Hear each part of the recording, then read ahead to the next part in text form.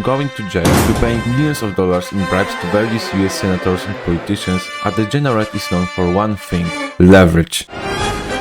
There's right now a massive demand to be leveraged on crypto. Why? It's not that bad. And it was always about the game. In a super cycle. We just issued $5 billion of debt, being comfortable with risk. and we're going to buy Bitcoin with it.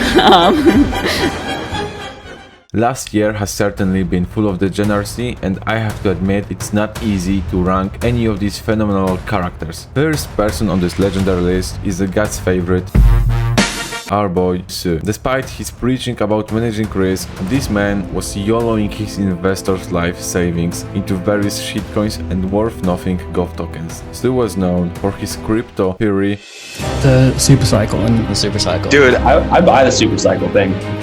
We're starting to see that this could be what we call a super cycle, where mainstream adoption of cryptocurrencies. You don't want to be like blown out during a super cycle.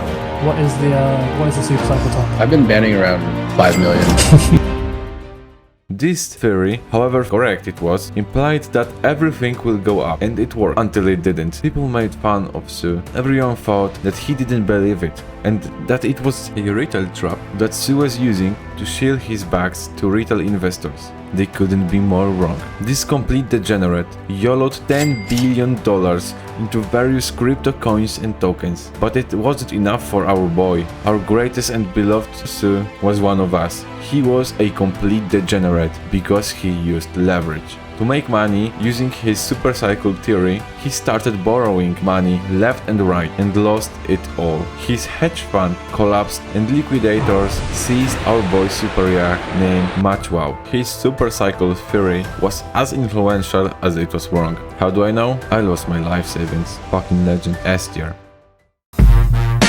Kwon. This guy used to run the biggest Ponzi scheme in history of crypto. His genius plan to create a reliable savings protocol that gave everyone who used his stablecoin a 20% guaranteed return every year was such an obvious scam that it worked.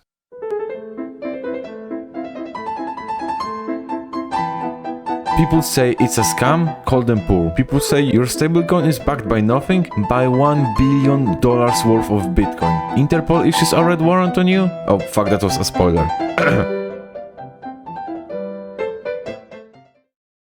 Every single crypto investor started chasing this magic 20%. People were talking how big of a scam traditional finance was for giving 2% return, while their crypto bucks gave them stable 20% ROI every single year. Well, they didn't know what scam meant. On May 7, 2022, the price of Luna was $75. In the next 7 days, unraveled something that became known as the biggest wipeout of wealth in history of crypto. That's around the time, and then the validators were just saying, hey look, we gotta shut the chain down.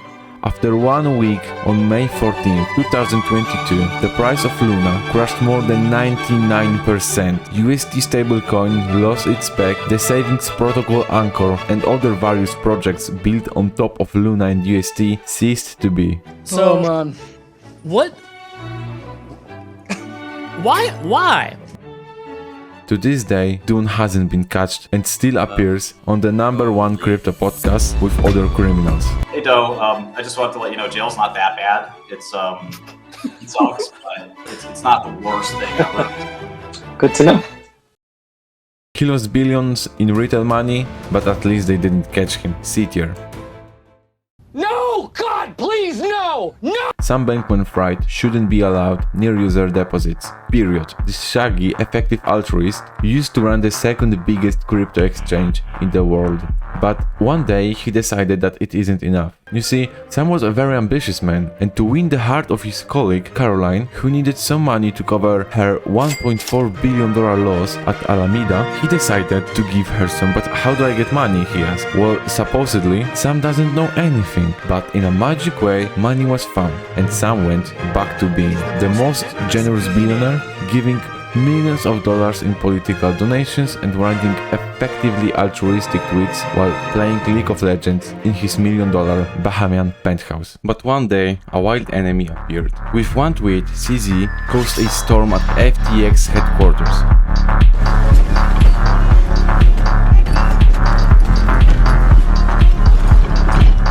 You see, CZ was a smart guy. He knew that if he started selling FTT token, which FTX used to borrow hundreds of millions of dollars against, then if the price of the FTT were to go down, FTX would be liquidated on their position. Caroline tried to defend it, but it didn't work. Many FTX users started withdrawing their funds from the exchange due to the crypto Twitter gossip about FTX insolvency, while some decided to don't believe it. Oh, how wrong they were.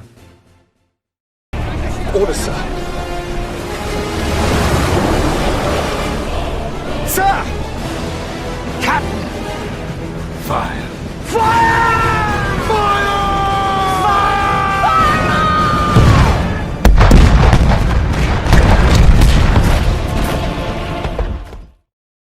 FTX halted withdrawals. Users were shocked. SBF was gone from Twitter. People wanted to know what is happening. SBF had a choice to make. A very hard one. Tell the truth? Lie? Lead the country? Hide myself? Like do one? We don't know what was in the mind of this young man, but the most generous billionaire decided to play in League of Legends. I am not joking. This motherfucker decided to play League while his $32 billion company was dying in real time. FTX users lost $10 billion in deposits, but SBF didn't face any real consequences. Right now, he's probably playing League at his mother's house. For fucking with user deposits, he doesn't even deserve F tier. For him, it's hell.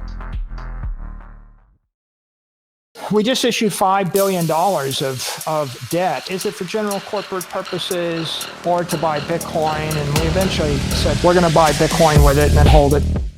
From talking about avoiding taxes to actually avoiding taxes, this man is someone that doesn't need introductions. He became such a Bitcoin maxi that he advised people to sell their shares to buy more Bitcoin, and he did it, of course, at the top. Across the wasteland of crypto Twitter, Saylor is known for being the Bitcoin maxi. His propaganda tweets are insane. I have no idea how he comes up with all those Bitcoin comparisons, and especially who sends him all of these fucked up pictures. But it doesn't matter, because this guy bought $4 billion worth of Bitcoin at an average price of $30,000. It makes Saylor down $2 billion on his long position. To buy more Bitcoin, he started to get into debt. Do you know what's the most funny part? This guy is so underwater and he still hasn't been liquidated. Despite not losing everything, Michael deserves a place on this list for using borrowed money to buy more Bitcoin.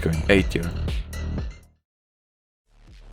Another person on our list is Caroline from Alameda Research. Yeah, the one who had a open position with $1.4 billion loss. Caroline definitely is a devil servant of SBF. She doesn't deserve hell because she's a human, so F tier. Next one is Barry Silbert, the smiling guy. He gets D tier for posting bullish tweets. Another guy is the CEO of Celsius Network, just an average guy who lost hundreds of millions of dollars, nothing special, E tier. Then we have another nobody, CEO of Voyager, just lost a few dollars, nobody. He's not a real degenerate, he's just bad at what he's doing, E tier. Hundreds of millions each, but everyone lost money, so